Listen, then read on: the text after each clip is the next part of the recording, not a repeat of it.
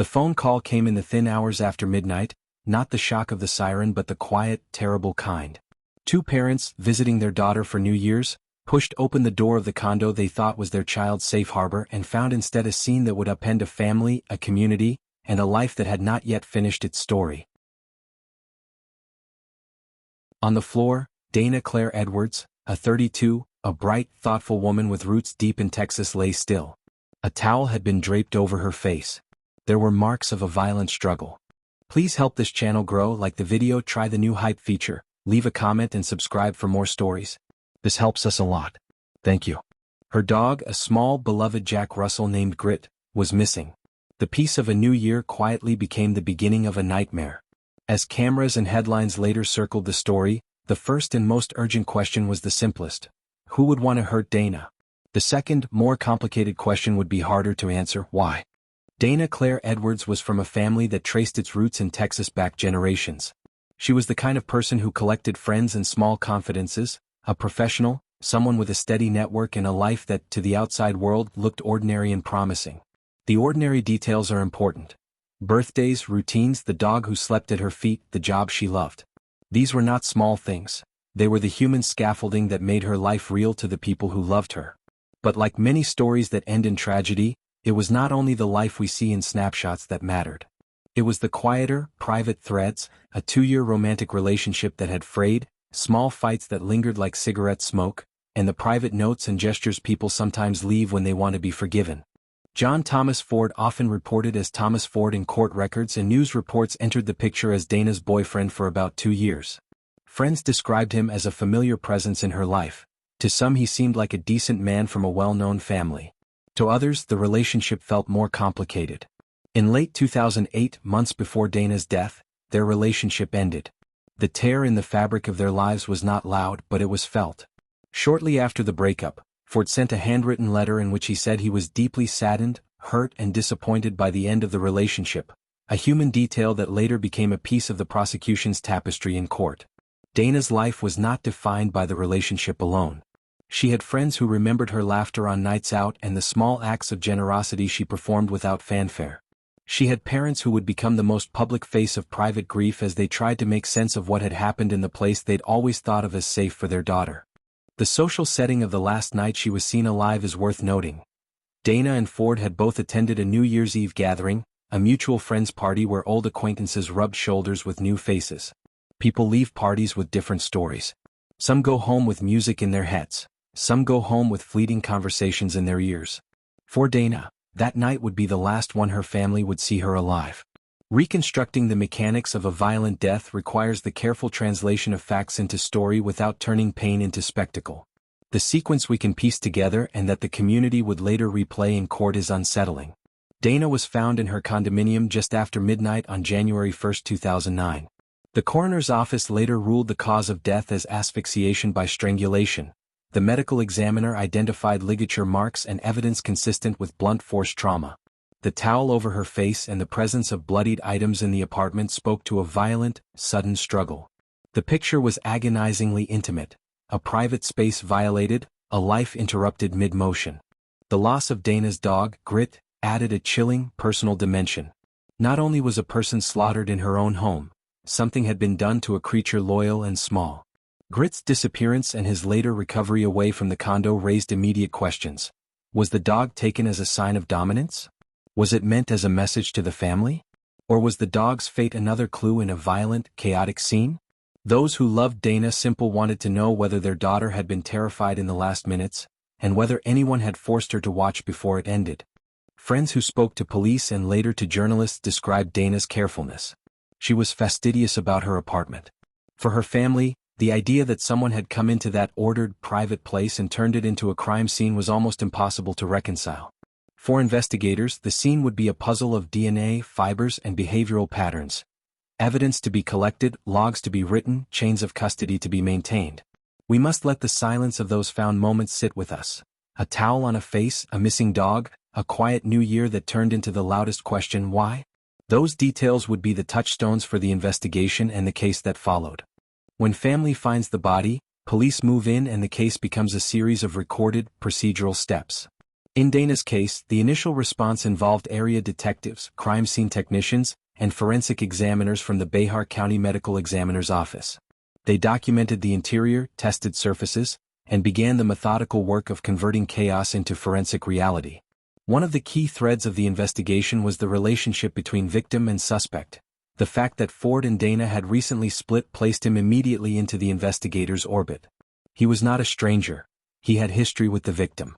Investigators collected communications, interviewed partygoers, and sought to build a timeline for the hours around the crime. People who remembered conversations were re-interviewed. The initial weeks were busy. Leads arrived and many would be discarded as irrelevant while a few held the shape of significance. Forensic science eventually provided the most prosecutable links. DNA evidence loomed large. Analysts testified that a Y-chromosome profile consistent with Ford's paternal lineage was found on 2 cuttings from a bloody towel draped over Dana's face, an item the defense argued could be innocently explained because Ford had visited the condo weeks earlier. The presence of DNA on a bloody towel, however, proved a concrete and damning physical connection between the accused and the scene. The question for the jury would be whether alternative explanations like prior, consensual visits or contamination were plausible. Investigators also tracked a curious digital trail. Cell phone pings placed devices in certain locations at particular times. One ping near Olmos Dam became a marker in the case because that is where grit was ultimately recovered, suggesting movement and a path that corroborated witness statements and physical evidence. Each data point, the DNA result, the cell site record, the testimony about a letter Ford had written after the breakup became a thread investigators used to weave a prosecutable story. But police work is also human work. Detectives followed rumors and corrected them. They re-interviewed friends and revisited timelines. They had to explain to the Edwards family what they had found and what they had not. They had to balance the need to preserve investigative integrity with the community's hunger for answers.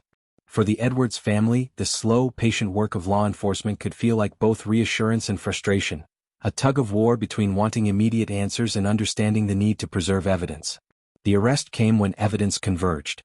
Once the physical and circumstantial threads aligned strongly enough, John Thomas Ford was charged with murder. The case moved toward trial, and the community braced itself for what would be a public airing of private tragedy. Trials are theater, but the script is complicated by rules of evidence, lingering doubts, and the weight of a life lost. The prosecution's narrative was direct. Ford and Edwards had a broken relationship. He had motive tied to rejection. His DNA was on a towel linked to the victim's last breath. Cell records and movements matched troubling moments. The dog's recovery pointed to a trajectory that implicated the accused. Defense counsel, conversely, sought to inject reasonable doubt. The defense painted a different picture. The DNA could reflect earlier contact. Evidence could be explained by consensual visits. The media had amplified a rush to judgment. The letter Ford wrote after the breakup, private, emotional, and later presented to the jury, was both humanizing and incriminating, depending on who was listening. The defense asked jurors to separate emotion from evidence and to focus on whether law enforcement had met the burden of proving guilt beyond a reasonable doubt. Witness testimony became the venue for the trial's emotional core. Dana's parents took the stand, not as dispassionate analysts but as grieving family members who described their daughter's habits, the chaos the crime had left behind, and the emotional toll of living through a public trial. Friends testified about the relationship's dynamics and the events around the New Year's party, small human details that made Dana's life tangible in the courtroom. Expert witnesses interpreted forensic findings. The coroner explained the mechanics of strangulation and ligature marks. DNA analysts described the limits and strengths of Y-chromosome analysis. Cell site experts explained how pings could place devices near critical locations. Each expert helped the jury translate evidence into meaning. The trial also highlighted the painful intersection of community perception and legal process. For a family under the public eye, every testimony was not only part of a case file but a memory relived. For the accused, every witness was a threat to liberty. Jurors were charged with the solemn act of weighing human testimony against hard science and reaching a verdict that would change the trajectory of both family and a man's life. In February 2012, after deliberation and the state's case, a jury found John Thomas Ford guilty of murder. The verdict would close one chapter and open many others: sentencing, grief, and appeals. The sentence was significant. Ford was given 40 years in prison. For the Edwards family, the punishment offered some sense of closure, a legal acknowledgement that a life had been taken and a penalty assessed. In the broader community, the conviction was a fulcrum point. For some, it was justice served. For others, a reminder of the imperfect ways the law grapples with human tragedy. The case did not end with a verdict. Appeals followed, as they often do in serious cases. Legal teams for Ford argued trial errors and sought relief. Appellate courts scrutinized the record for procedural mistakes and evidentiary problems. In some appeals, courts reiterated how DNA evidence, cell site records, and the totality of the state's case supported the conviction. In others, defense counsel attempted to raise questions about jury instruction or admissibility that might merit a new trial. One notable appeal reached Texas' highest criminal court, where judges examined whether the trial had been fair under the law. The appeals process extended the case's presence in public consciousness and gave the story new legal chapters to parse. Media coverage played its part not only in reporting facts but in shaping the narrative.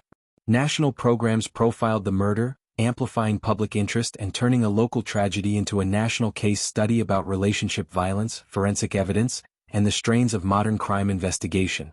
The Edwards family, at times, navigated the uncomfortable landscape of public exposure and private mourning as journalists and cameras sought intimate details. On the streets and in homes, people debated the verdict. Some friends of the accused spoke about a man they knew who was not capable of such violence. Some friends of Dana spoke about her gentle life and the gap his loss had made. The dog, Grit, a small figure in the story, remained a haunting symbol of innocence lost and of the personal cruelty that punctuated the crime. Beyond the legal endgame, there were quieter aftershocks. Family rituals adjusted around absence. Friends marked anniversaries with a solemnity that did not exist before. Community conversations about domestic violence, jealousy, and the fragility of safety became more common. The Edwards family, who had to transform private grief into public testimony, continued to carry the wound of loss long after the verdict. Dana Clair Edwards' life was not a headline. It was a mosaic of small choices, a laugh in a crowded kitchen, a dedication to work, the way she walked her dog on mornings when the city was quiet. The headlines told us the facts, the date, the verdict, the sentence. But the deeper human story is harder to fit into the neat columns of a news article. This story is about how ordinary life meets extraordinary violence and about how communities cope when the private becomes public. It is about a family learning to live with a hollow where a smiling face used to be. It is about the weight of evidence and the limitations of human explanations for why one life is taken and another continues. It is about the small bones of proof that the law collects: DNA cuttings, cell pings, letters, and the larger, lonelier weight of grief. If there is a single thought to carry away, it is this. Every forensic detail, every courtroom moment, every sentence handed down cannot rebuild the life that once existed. The legal system can punish and separate, but it cannot stitch back the ordinary mornings, the dog at the door, the jokes told at family tables. What it can do, what a community can do, is remember the person behind the headlines. The laughter, the network of small mercies, the human habits that made Dana who she was. So when you read the facts, the date, the verdict, the sentence, allow yourself a moment to think about the life that preceded them. Remember the ordinary things. Because in the end, that is the true legacy. A life remembered not only for how it ended but for how it was lived.